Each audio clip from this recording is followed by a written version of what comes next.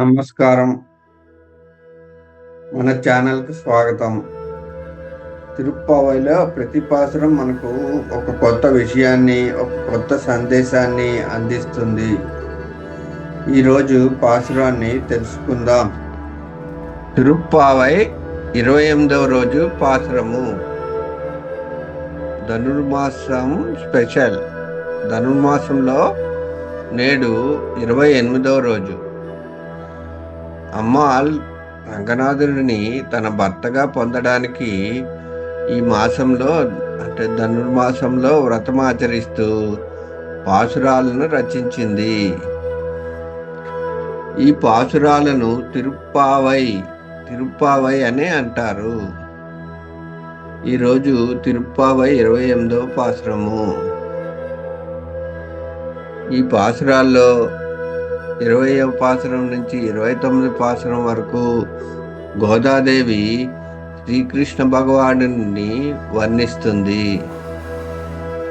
నేటి పాసురంలో శ్రీకృష్ణుడిని శరణాగతి కోరుతూ గోదాదేవి గోపికలతో వేడుకుంది. ఈరోజు ధనుర్మాసంలో 28వ పాసురము.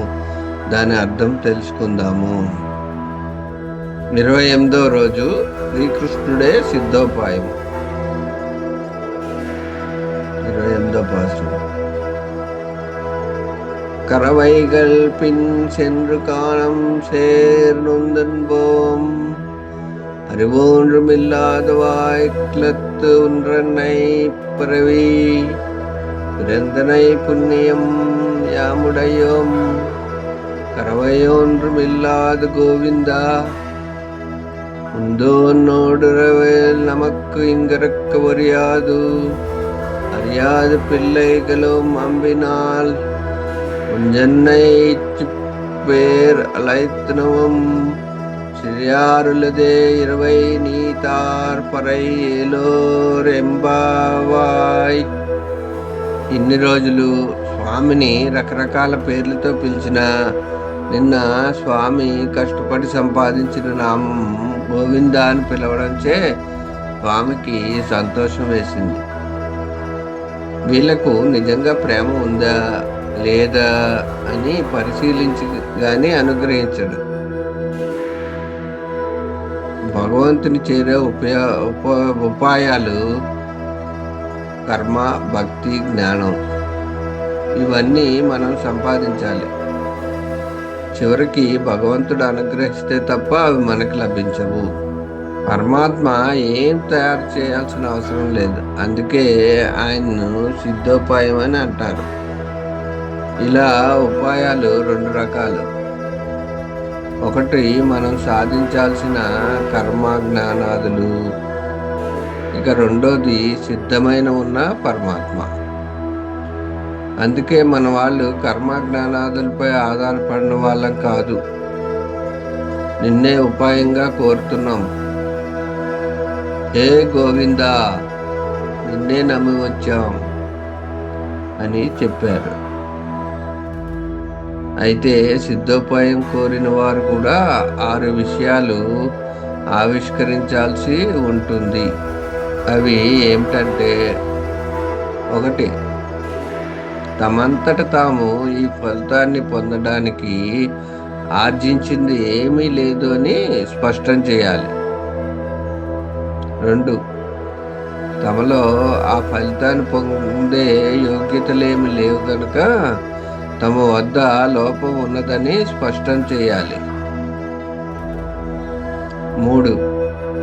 ఇంకా మనల్ని అనుగ్రహించడానికి భగవంతుల్లో సమస్త కళ్యాణ గుణం పూర్తిగా ఉందని అంగీకరించాలి. 4. ఆయనకు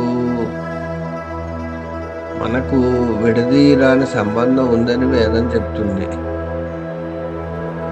ఈ విషయం మనకు తెలుసును అని చెప్పాలి. 5. మన దోషాల్ని క్షమించమని ప్రార్థించాలి. 6. వెంటనే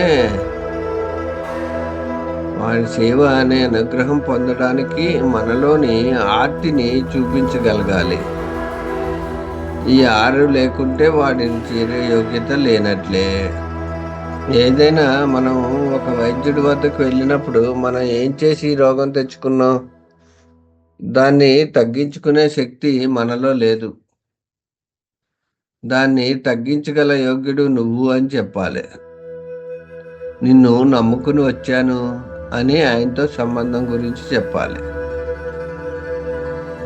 జబ్బు రాకుండా మళ్ళీ ఆ తప్పులు చేయనని చెప్పాలి. త్వరగా తగ్గించండి అంటూ తొందరగా కావాలని తెలపాలి. అప్పుడు కానీ ఆ వైద్యుడు మందు ఇవ్వడు. అదే మన స్వంత ప్రవృత్తి చూపితే అదేదో నువ్వే చూసుకో అని వదిలేస్తాడు.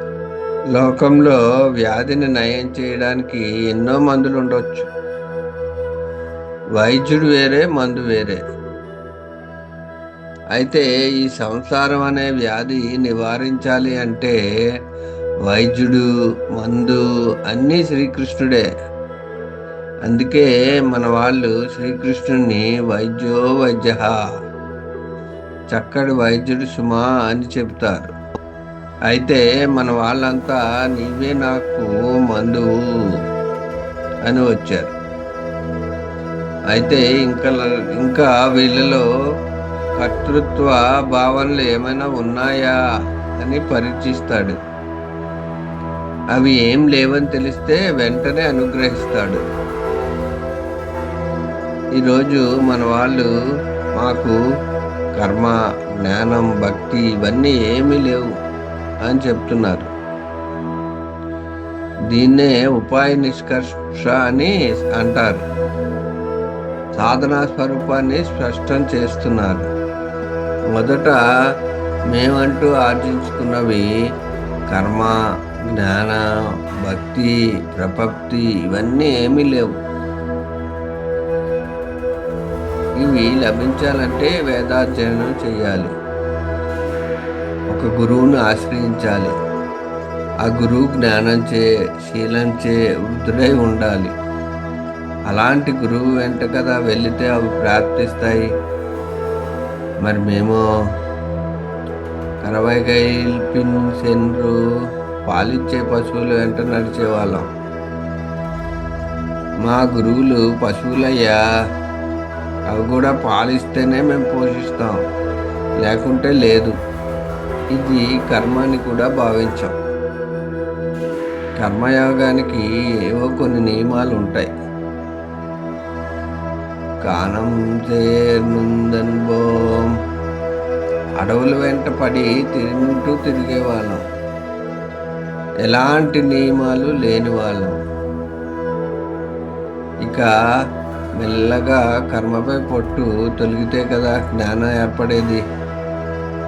ఇక జ్ఞానం లేనప్పుడు భక్తి కలిగే ప్రసక్తే లేదు. మేం అరివొందుమిల్లాద వాయిక్కలెత్తు, ఎలాంటి జ్ఞానం, భక్తి లేని గొల్ల కులానికి చెందిన వారమయ్యా.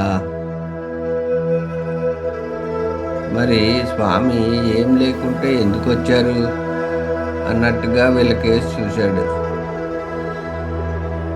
మరి ఇవన్నీ లేని మేము ఎందుకోసం వచ్చామంటే, పిరవి పిరందైనై పుణ్యం యాయుమృడయోం, మా కోసం మమ్మల్ని వెతుక్కుంటూ మా మధ్య ఉంటూ మేం పండించనక్కర్లేని ఒక పుణ్యం మా వద్ద ఉందయ్యా. అది నువ్వు. కురైవన్రమిల్లాద గోవిందా, కళ్యాణ గుణం పూర్తి కలవాడివి, ఏ లోటు లేనివాడివి, మా లోటు తీర్చగలిగేవాడివి గోవిందా. ముందన్నోడరవేల్ నమక్కు గొరిక్కవోర్యాదు, నీకు మాకు ఒక సంబంధం ఉంది, తెంచుకున్నా తొలగేది కాదు. సూర్యుడికి కాంతికి ఉన్న సంబంధం ఎవరు వద్దనుకున్నా తొలగేది కాదు. అరియాద పిల్లైగలో మంబినాల్, ఇన్నాళ్ళు తెలియక రకరకాల పేర్లతో పిలిచాం. తెలియక చిన్నపిల్లలం పట్టించుకుంటారా? ఇచ్చారు పేరు అలైతనం. చిన్న పేర్లు అనుకుని పిలిచాం. పొరపాటు చేశాం. నీవు సంపాదించుకున్న గొప్ప పేరు గోవిందా. అది మేము ఇప్పుడు తెలుసుకున్నాం. తీరియలాదే కోపించక అనుగ్రహించు. ఇరైవా నీతారాయ్ పరై. మాకందరికీ స్వామివి. మాకు ఏం తెలియదని అనుగ్రహించకుండా ఉండేవు. నీవు నీ వాళ్ళని అనుగ్రహిస్తే ఎవరు దూషిస్తారు? అనుగ్రహించు. మీరు ఈ పాసురం గురించి ఏమనుకుంటున్నారు? మీకు ఈ సందేశం జీవన విధానానికి ఎలా అన్వయించగలదో కామెంట్స్లో చెప్పండి. మన ఛానల్ను సబ్స్క్రైబ్ చేయండి. ఈ వీడియోని మీ స్నేహితులు మరియు కుటుంబ సభ్యులతో షేర్ చేయండి. మరిన్ని తిరుప్పావై పాసురాలు మరియు భక్తి సందేశాల కోసం వెంటనే బెల్ ఐకాన్ నొక్కండి. తిరుప్పావైలోని దేవతా కాంతులు మీ జీవితాన్ని ప్రకాశింపజేయాలి. మళ్ళీ కలుద్దాం. తద్వారా భక్తి యాత్ర కొనసాగిద్దాం. ఆండాళ్ అమ్మవారి ఆశీస్సులు మీతో ఉండాలి.